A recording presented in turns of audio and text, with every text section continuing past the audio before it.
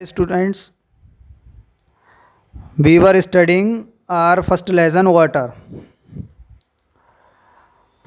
Now let us continue it. अब इसे आगे पढ़ते हैं बेटा. हम थे यहाँ से पढ़ेंगे. देखो बेटा, one of the most remarkable facts about water is its power to carry silt. Silt is finely divided particle of soil.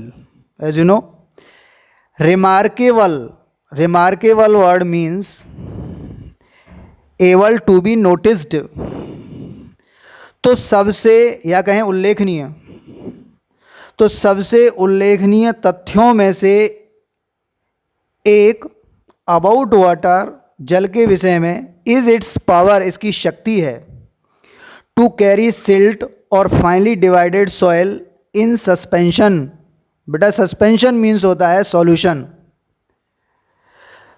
तो जल के विषय में सबसे अधिक उल्लेखनीय तथ्यों में से एक इसकी शक्ति है, जिससे ये अपने सॉल्यूशन, अपने घोल के साथ फाइनली डिवाइडेड सॉइल, महीनतम विभाजित मिट्टी के कणों को, जिसको सिल्ट गाद कहा जाता है, उसे ले जाती है. This is the origin. Origin होता है बेटा, यहाँ पर ओरिजिन मीन्स है मेन रीजन.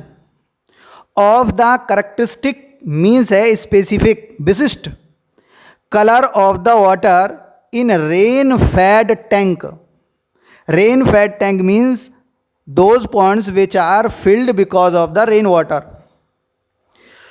तो बारिश से पोषित होने वाले तालाबों में पाए जाने वाले उस जल के विशिष्ट कलर का मुख्य कारण यही है. कौन सा है बेटा मुख्य कारण? कि इसकी वो शक्ति, जब पानी का बहाव होता है तो मिट्टी के छोटे छोटे कणों को ये अपने साथ बहा कर ले जाता है. और यही कारण है कि जो तालाब भरे हुए रहते हैं उनमें कलर दिखाई देता है. और ये colour, it is found in different colours, बहुत विभिन्न प्रकार के कलरों में होता है. इसका मेन रीज़न है नेचर ऑफ द सॉइल, जैसा कि हम आगे पढ़ने वाले हैं. This colour varies means differs with the nature of the earth in the catchment area. बेटा catchment area is the area from where rain water flows toward the water bodies like ponds, lakes. जो तालाब या झील की तरफ जिस area में से बारिश का पानी बहकर आता है, that is called catchment area. तो ये तालाब के पानी का रंग उस कैचमेंट एरिया, उस भराव क्षेत्र की मिट्टी की प्रकृति के साथ साथ डिफरेंट काइंड होता है. And is most vivid. Vivid means clearly and brightly, immediately, at once, after. Immediately means at once, तुरंत. After a fresh inflow following rain. Following rain यानी बारिश के बाद, जैसे ही तुरंत बाद, बारिश के तुरंत बाद जैसे ही पानी बहता है या बहकर उन तालाबों में आता है, इज़ मोस्ट विविड. तो ये रंग बिल्कुल स्पष्ट रूप से चमकीला दिखाई देता है. ये कह रहे हैं कि जो तालाबों के पानी का जो रंग है वो कैचमेंट एरिया के अंदर पाए जाने वाली मिट्टी की प्रकृति के अनुसार अलग अलग होता है. और इस कलर को बारिश के तुरंत बाद बहकर आने वाले पानी में स्पष्ट रूप से देखा जा सकता है. Swiftly flowing, swiftly at the great speed, बहुत तेज गति से. Flowing water can carry fairly too much large and heavy particles. तेज गति से बहता हुआ पानी मिट्टी के बहुत बड़े बड़े भारी टुकड़ों को भी अपने साथ ले जा सकता है. It is the power of water. समझे बेटा? द फाइनेस्ट पार्टिकल्स, सबसे महीनतम कण, very tiniest particle of the soil, however remain floating, ये बहते रहते हैं within the liquid. Liquid का मतलब द्रव होता है। Which liquid is used here? Water. In spite of their greater density, अपनी अधिकतम डेंसिटी सघनता के बावजूद भी ये मिट्टी के बहुत ही छोटे छोटे कण तैरते रहते हैं।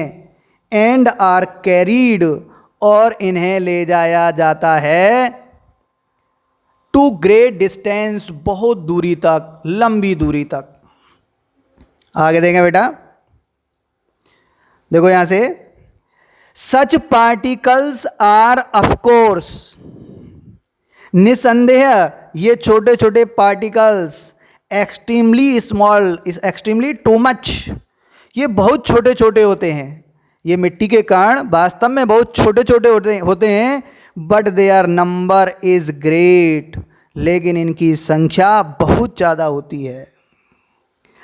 And incredibly large amount of soil, solid matter is soil air, इस ठोस पदार्थ यानी मिट्टी के एक बहुत बड़ी मात्रा को, incredibly means that can not be believed, अविश्वसनीय रूप से, इस मिट्टी के एक बड़ी मात्रा को can be transported, carry from one place to another, एक स्थान से दूसरे स्थान पर ले जाया जाता है। इन दिस वे, इस तरीके से अविश्वसनीय रूप से उस ठोस पदार्थ की एक बड़ी मात्रा को एक स्थान से दूसरे स्थान पर ले जाया जा सकता है।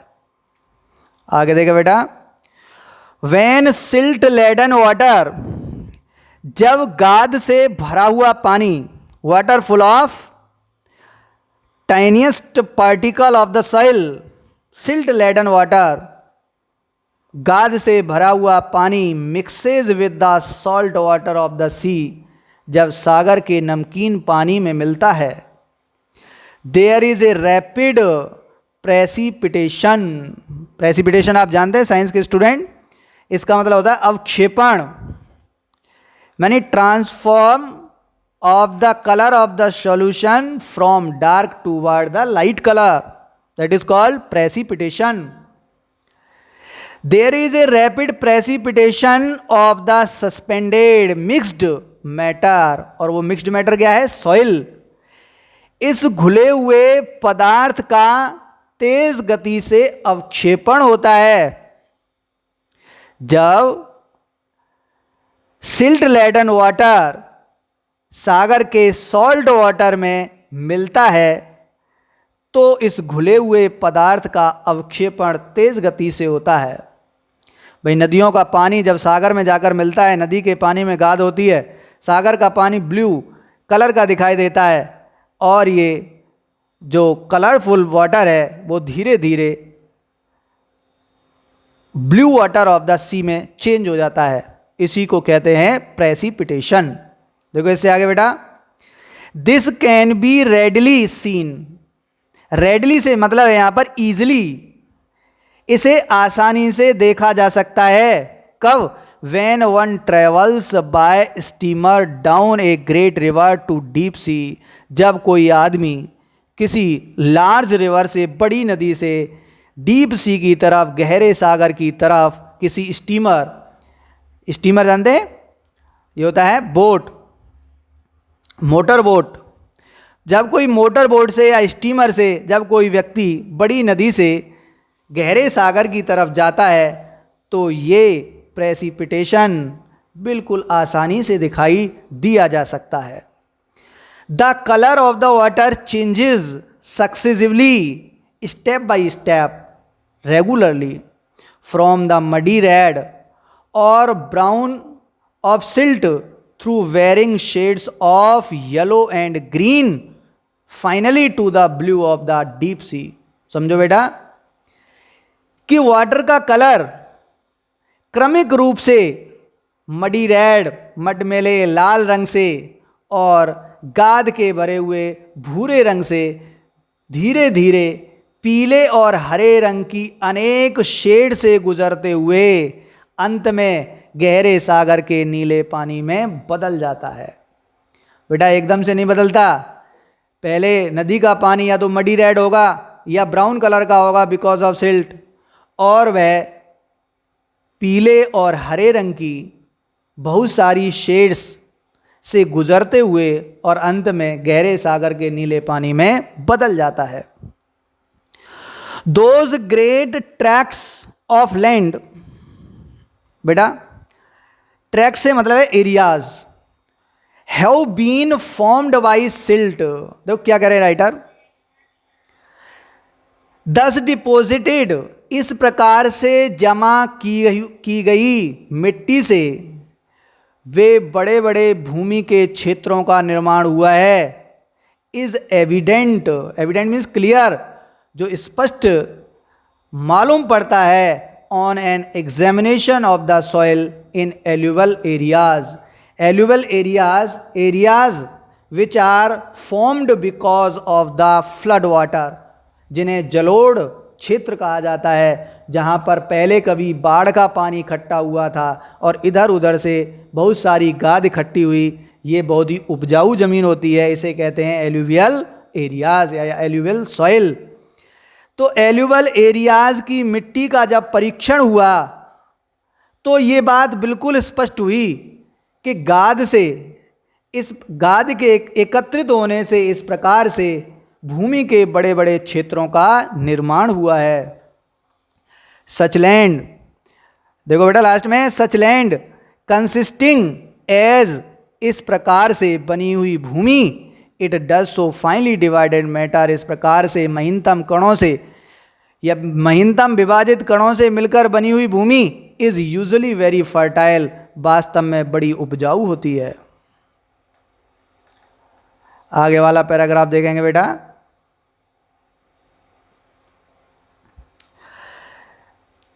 The flow of water has undoubtedly without any doubt, निसंदेह, played a great part, very large role and beneficent means advantageous, लाभकारी, one in the geological processes, geological processes यानी set of the activities. Process क्या होता है? Set of activities related to the earth crust, भौगोलिक प्रक्रियाएं। क्या होता है? हिंदी में कहते हैं इसे भौगोलिक प्रक्रियाएं। तो क्या कहते हैं राइटर कि फ्लो ऑफ वाटर, जल के बहाव ने भौगोलिक प्रक्रियाओं में एक बहुत बड़ी और लाभकारी भूमिका अदा करी है, निसंदेह रूप से। जल के बहाव ने निसंदेह रूप से भौगोलिक प्रक्रियाओं में एक बहुत बड़ी और लाभकारी भूमिका अदा की है। बाय विच, जिस प्रोसेस के द्वारा, जिस प्रक्रिया के द्वारा soil on the earth surface has been formed, जिसके द्वारा अर्थ की सतह पर, upper layer of the earth is called surface, तो अर्थ की सतह पर जो पाए जाने वाली मिट्टी है उसका निर्माण हुआ है from the rock of its crust. Crust means inner side, inner side of the अर्थ, जमीन के अंदर पाए जाने वाली चट्टानों से। देखो इस पूरे सेंटेंस का मतलब है कि जल का बहाव निसंदेह रूप से भौगोलिक प्रक्रियाओं में, जल के बहाव ने निसंदेह रूप से भौगोलिक प्रक्रियाओं में एक बहुत बड़ी और लाभकारी भूमिका अदा की है, जिसके द्वारा जमीन के अंदर पाए जाने वाली चट्टानों से पृथ्वी की सतह पर पाए जाने वाली उस मिट्टी का निर्माण हुआ है। बेटा ये मिट्टी जो ऊपर, that is very fertile and useful for us, ये एक दिन में नहीं लाखों वर्षों में बनी है। ऐसा कहा जाता है कि जब at the time of the existence of the earth, it was a round shape made of only rocks, ये केवल चट्टानों से बनी हुई एक शेप थी। There was no soil over it, इसके ऊपर कोई ज़मीन नहीं थी, कोई मिट्टी नहीं थी। जो अपर लेयर है ये नहीं थी। ये लाखों वर्षों में बहुत तेज़ गति से बारिश होने के कारण, पानी के बहाव के कारण धीरे धीरे रिसकर व टाइनी पार्टिकल से ये जमा होकर और इस मिट्टी का निर्माण हुआ है। अब देखें इससे आगे, अब यहाँ पर कह रहे हैं कि देखो पानी ने कितनी अच्छी भूमिका अदा की है। The same agency, agency means medium, और यही माध्यम यानी तेज गति से बारिश होना, पानी का तेज बहना। हाउवर अंडर एप्रोप्राइट, बेटा इसमें एप्रोप्राइट लिखा है लेकिन मैं समझता हूँ ये इनएप्रोप्राइट होना चाहिए, जिसका मतलब होगा इम्प्रॉपर, अनुचित कंडीशन, सिचुएशंस, अवस्थाओं में। यही माध्यम हालांकि अनुचित अवस्थाओं में can also play A destructive, very disastrous, harmful part, बहुत ही विनाशकारी भूमिका भी अदा कर सकता है। Destructive, harmful, disastrous, and wash away the soil, और उस मिट्टी को बहाकर ले जा सकता है। जो अपर लेयर पर पाई जाने वाली फर्टाइल सॉइल है इसे बहाकर ले जा सकता है। Which is the foundation of, foundation means base of all agriculture, ये ऑल काइंड ऑफ एग्रीकल्चर, सभी प्रकार की कृषि की नींव है, आधार है। अगर मिट्टी नहीं रहेगी तो यहाँ कोई कृषि नहीं होगी। अगर यही तेज पानी का बहाव अगर इम्प्रॉपर वे से हो जाए और उसे रोकने का कोई तरीका ना हो तो ये एक विनाशकारी भूमिका भी अदा कर सकता है। और वो क्या है? Soil erosion. Soil erosion, washing away of the soil from the upper layer of the अर्थ, जमीन की ऊपरी सतह से मिट्टी को बहा कर ले जाना, और जिसका परिणाम क्या होगा? कोई एग्रीकल्चर नहीं होगी। एंड इफ अलाउड, अगर इस फ्लो ऑफ वाटर को allowed to proceed, go ahead, proceed means go ahead, अगर इसी प्रकार से आगे बढ़ने दिया जाए, अनचेक्ड विदाउट एनी बैरियर, बिना किसी रोकथाम के, can have the most disasters effect, तो ये बहुत ही डिस्ट्रक्टिव इफेक्ट्स, बहुत ही विनाशकारी प्रभाव लेकर आ सकती है on the life of the country, इस देश के जीवन पर। The problem of the soil erosion is one of the serious import, import means here meaning, in various countries specially in many parts of India.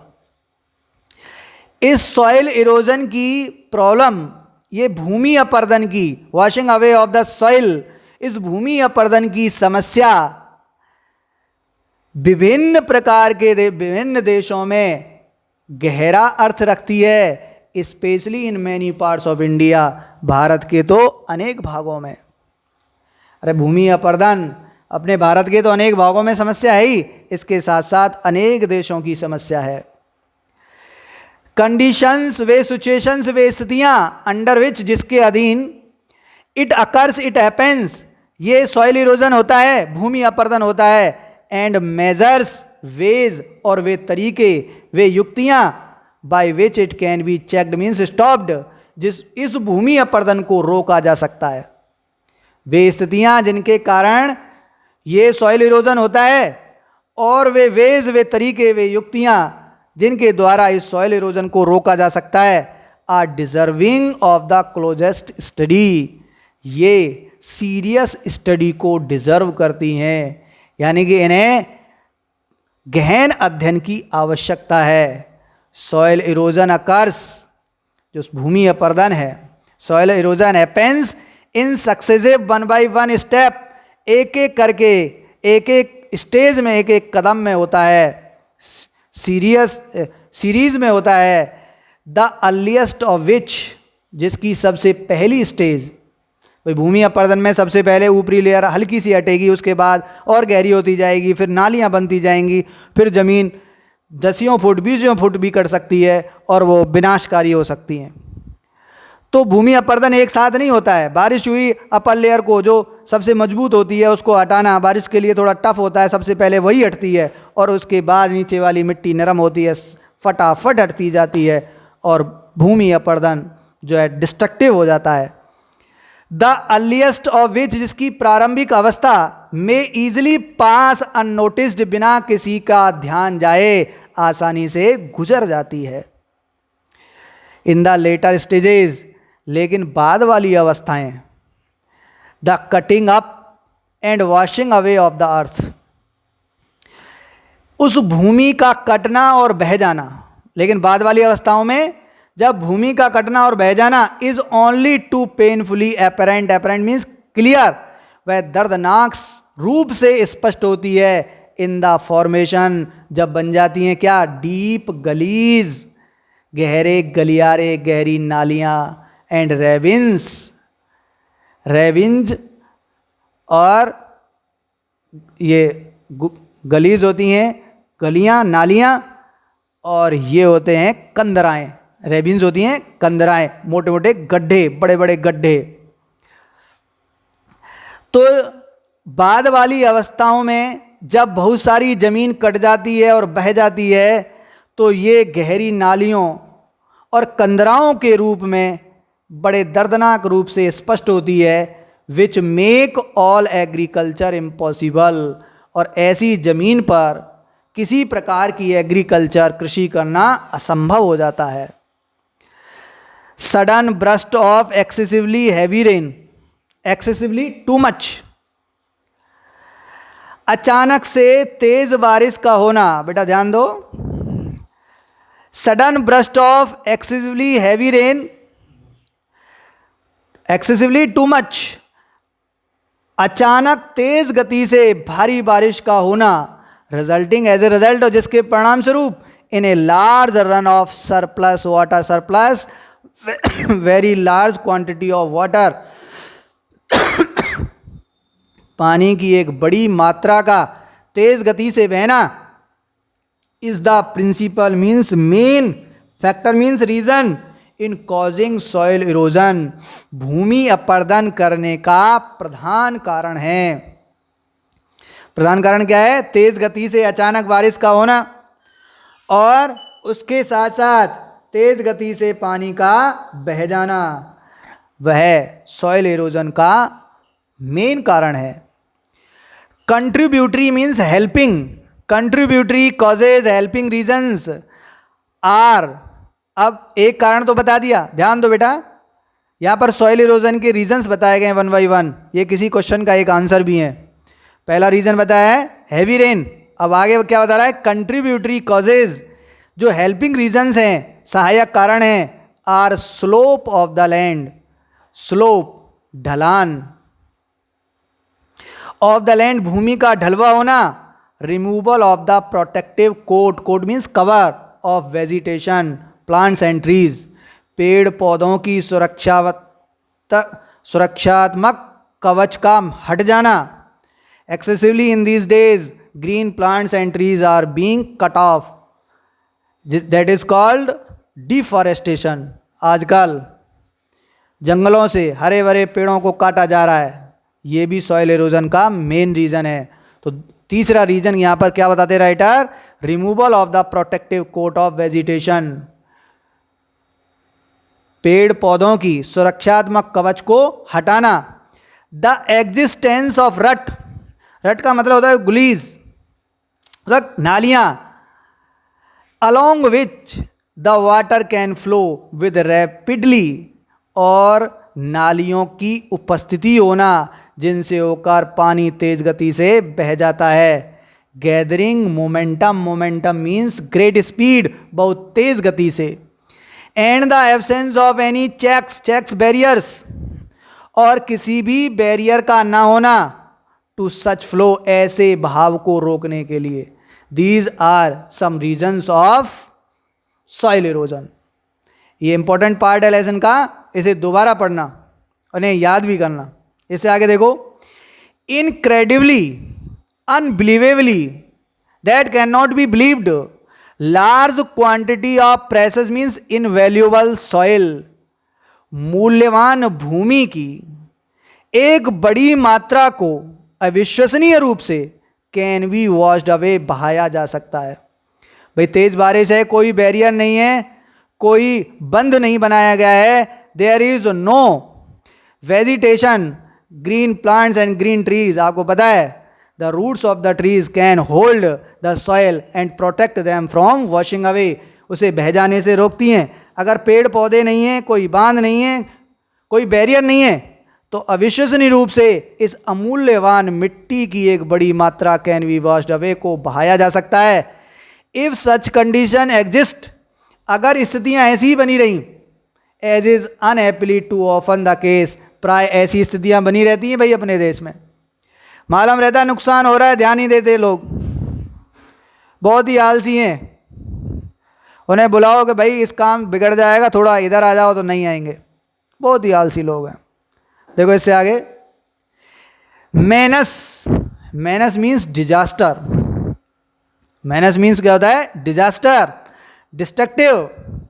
वह विनाश, विच soil halogen present, जो भूमि अपरदन प्रस्तुत करता है, यानी वे विनाश जो भूमि अपरदन के कारण होते हैं, to the continuance of successive agriculture. The menace which soil is an present to the continuance of successful agriculture, वे परेशानियां जो सॉइल इरोजन सफलतम कृषि के कंटिन्यू रखने के लिए प्रस्तुत करता है, is an alarming one in many parts of India. Alarming का मतलब साइन ऑफ डेंजर। ये भारत के अनेक भागों में खतरे की घंटी है। Calling urgently for attention and preventive action, जो हमारे ध्यान को तुरंत ही आकर्षित कर रहा है, प्रिवेंटिव एक्शन, कि हम तुरंत ही सुरक्षात्मक कोई कार्रवाई करें। अब बेटा देखो इससे आगे, सॉइल इरोजन को रोकने के कई तरीके बताए गए हैं, that these are also important. ये भी एक क्वेश्चन का आंसर है। देखो बेटा ध्यान से, टेरेसिंग ऑफ लैंड। देखो टेरेसिंग ऑफ लैंड, भूमि की सीढ़ियाँ बनाना। जहाँ स्लोप होता है वहाँ पर भूमि की सीढ़ियाँ बनाकर पानी के बहाव को रोका जा सकता है। कंस्ट्रक्शन ऑफ बंद to check the flow of water, पानी के बहाव को रोकने के लिए बांधों का निर्माण करना। भाई दो बता दिए तरीके। Practice of contour cultivation, contour cultivation होता है टेरेसिंग कल्टीवेशन, टेरेसिंग एग्रीकल्चर, सीढ़ी नुमा खेती, जैसा कि हिल एरिया में होता है। तो कंटूर कल्टीवेशन की प्रथा एंड प्लांटिंग ऑफ एप्रोप्राइट, यानी प्रॉपर टाइप्स ऑफ वेजिटेशन, के उचित तरीके के पेड़ पौधों, वृक्षों का, वनस्पति का पौधारोपण, आर अमॉन्ग्स्ट द मेजर्स, ये उन तरीकों में गिने जाते हैं दैट हैव बीन सजेस्टेड, जिनका सुझाव पहले भी दिया जा चुका है। इससे आगे देखो बेटा, it is obvious, it is very clear, ये बात बिल्कुल स्पष्ट है कि the aim should be to check the flow of water at the earliest possible stage, कि हमें पानी के बहाव को प्रारंभिक संभव अवस्था में ही रोकने का प्रयास करना चाहिए। संभव अवस्था में रोका जा सकता है, तो हमें पानी के बहाव को प्रारंभिक संभव अवस्था में ही रोकने का प्रयास करना चाहिए। Before it has acquired any appreciable means too much momentum means speed, उससे पहले कि ये बहुत ज़्यादा गति पकड़ ले। यानी जहाँ से पानी का बहाव तेज़ हो रहा है वहीं पर अगर बहुत सारे वेजिटेशन हैं तो उस बहाव को कम किया जा सकता है, वो आगे तेज़ नहीं होगा, चाहे वो स्लोप ही क्यों ना हो। अगर वहाँ से रोक दिया जाए तो ये बहुत ज़्यादा स्पीड पकड़ने से रोका जा सकता है। And corresponding as a result large destructive power, corresponding large destructive power, और जिसके परिणाम स्वरूप एक विनाशकारी शक्ति बनने से भी रोका जा सकता है। समझ में आ रहा है बेटा? देखो इससे आगे, water is the basis of life, आगे क्या बताया? देखो बहुत ही इंपॉर्टेंट ये पैराग्राफ है, समझने के लिए बहुत जरूरी है। Water is the basis of life, जल जीवन का आधार है। Every animal and every plant contains A substantial proportion, substantial का मतलब कंसीडरेबल, ध्यान दो बेटा, सब्सटेंशियल मतलब कंसीडरेबल, ध्यान देने योग्य, मतलब काफ़ी। प्रपोर्शन मीन्स यहाँ पर, प्रपोर्शन का मतलब समानुपात होता है, यहाँ पे मतलब है इसका quantity of free and combined water in its body. हर एक जानवर और हर एक पेड़ पौधे के अंदर मुक्त रूप से यानी प्योर वाटर के रूप में और कंबाइंड यानी in the form of solution घुलनशील पदार्थों के रूप में इसके शरीर में पानी की काफ़ी मात्रा पाई जाती है। एज यू नो, अपना 70% part of our body is made of water. हमारे शरीर का 70% भाग क्या है? पानी है। और ट्रीज और प्लांट्स का तो 90% और 95% तक भी होता है। तो अधिकांश हमारे सभी जानवर, पेड़ पौधों का, सभी का शरीर अधिकांशतः या तो प्योर फॉर्म में या फिर कंबाइंड फॉर्म में पानी का बना होता है। और देखो क्या इंपॉर्टेंट बात बताइए, नो काइंड ऑफ फिजियोलॉजिकल में मतलब रिलेटेड टू बॉडी एक्टिविटी, शरीर से संबंधित किसी प्रकार की कोई क्रिया इज पॉसिबल, संभव नहीं है, इन विच जिसमें फ्लूड डज नॉट, फ्लूड किसे बताया? Water does not play an essential part, an important part, जिसमें जल एक इंपॉर्टेंट पार्ट अदा न करता हो। तो बेटा फिजिकल एक्टिविटीज़ हैं, जैसे भाई ब्लड सर्कुलेशन है, एक्सक्रीशन एक एक्टिविटी है बॉडी की, रेस्पिरेशन है, डाइजेशन है, ये सभी क्या है? फिजियोलॉजिकल एक्टिविटी हैं जो that happens inside the body. जैसा कि आप जानते हैं, बायोलॉजी के स्टूडेंट अच्छी तरीके से जानते हैं। तो फिजियोलॉजिकल एक्टिविटी, अब देखो आपने भी पढ़ा होगा, अरे फोटोसिंथेसिस होता है प्लांट में, ये तो पढ़ा है, प्रकाश संश्लेषण, it happens in the presence of water. कोई भी फिजियोलॉजिकल एक्टिविटी बिना पानी के संभव नहीं है। और अभी बताया ना फोटोसिंथेसिस, जिसके ऊपर सारा जीवन आधारित है, पेड़ पौधों का ही नहीं, इंसान का भी, सभी जीवों का। तो बेटा पानी नहीं तो कोई सी भी एक्टिविटी नहीं होगी। और आगे देखो, water is of course necessary for animal life, निश्चित रूप से पानी जानवरों के जीवन के लिए अति महत्वपूर्ण है। While moisture means small quantity inside something, that is called moisture, नमी कहते हैं इसे। मॉइस्चर इन द सॉइल, और भूमि के अंदर पाए जाने वाली नमी, इज इक्वली, उसी अनुपात में, imperative means very important for the life of and growth of the plant and trees, पेड़ पौधों और वृक्षों की ग्रोथ, उनके विकास, उनकी उन्नति, उनकी वृद्धि और उनके जीवन के लिए उसी अनुपात में आवश्यक है।